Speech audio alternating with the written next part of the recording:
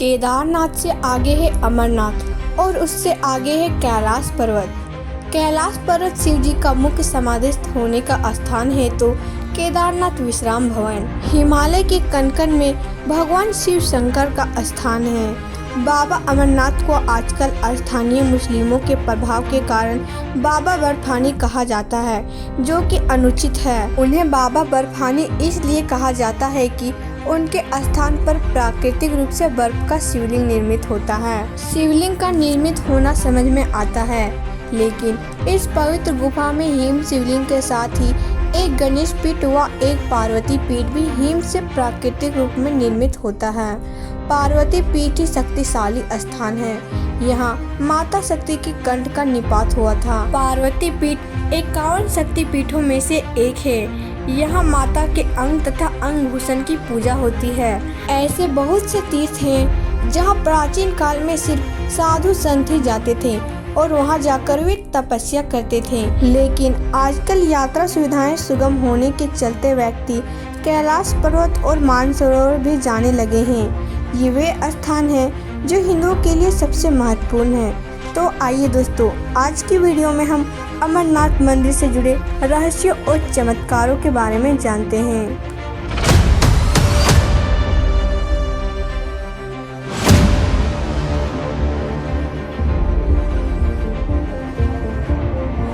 अमरनाथ को अमरनाथ क्यों कहते हैं? अमर कथा।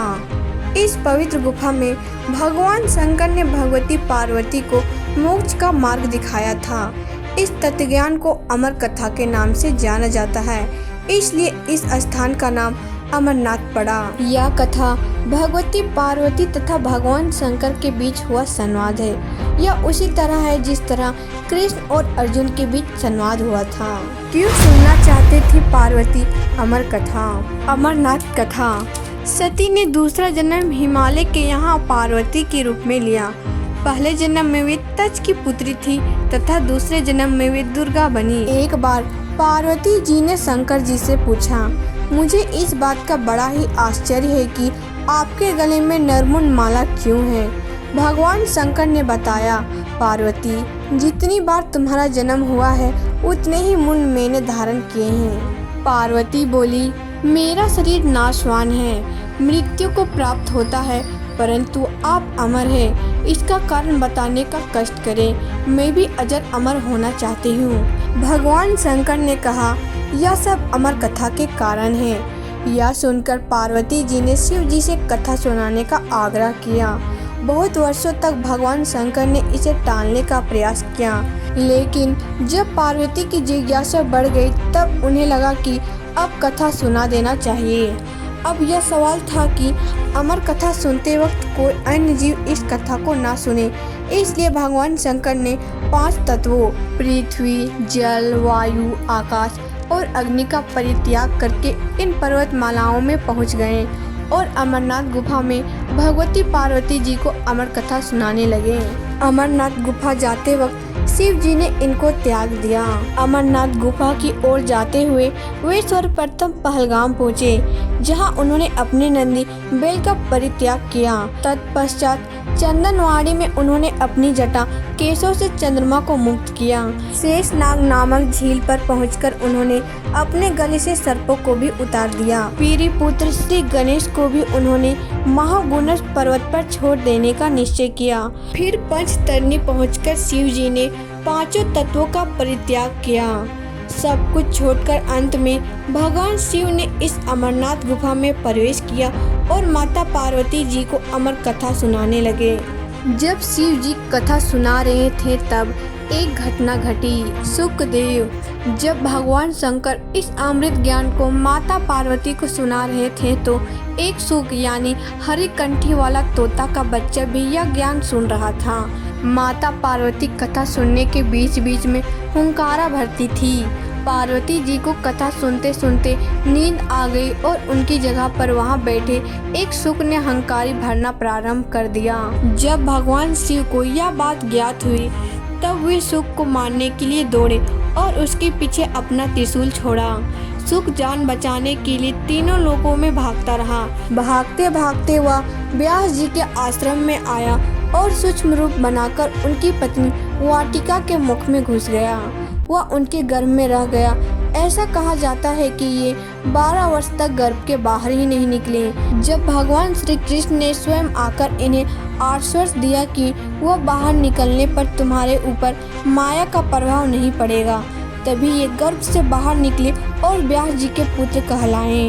गर्भ में ही इन्हें वेद, उपनिषद, दर्शन और पुराण आदि का सम्यक ज्ञान हो गया था। जन्मते ही श्री कृष्ण और उनके माता पिता को प्रणाम करके इन्होंने तपस्या के लिए जंगल की राह ली। यही जगत में सुखदेव के मुनि के नाम से प्रसिद्ध हुए। ये दोनों कबूतर भी हो गए अमर। पवित्र युगल कबूतर।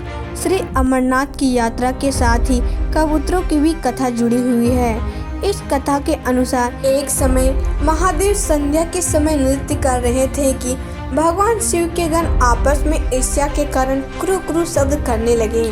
महादेव ने उनको श्राप दे दिया कि तुम दीर्घकाल तक यह शब्द क्रू क्रू करते रहो। दंतु प्रांत के वे रुद्र रूपी गण उसी समय कबूतर बन गए और वहीं उनका अस्थायी निवास हो गया। माना जाता है कि यात्रा के दौरान पावन अमरनाथ गुफा में इन्हीं दोनों कबूतरों के भी दर्शन होते हैं। यह आश्चर्य है कि जहां ऑक्सीजन की मात्रा नहीं के बराबर है और जहां दूर दूर तक खाने पीने का कोई साधन नहीं है, वहां ये कबूतर किस तरह रहते होंगे। यहाँ कबूतरों के दर्शन करना शिव और माता पार्वती के दर्शन करना माना जाता है। गुफा में हिमलिंग स्थापित होने की कथा। पार्वती जी भगवान सदाशिव से कहती है, प्रभु मैं अमरीश महादेव की कथा सुनना चाहती हूँ।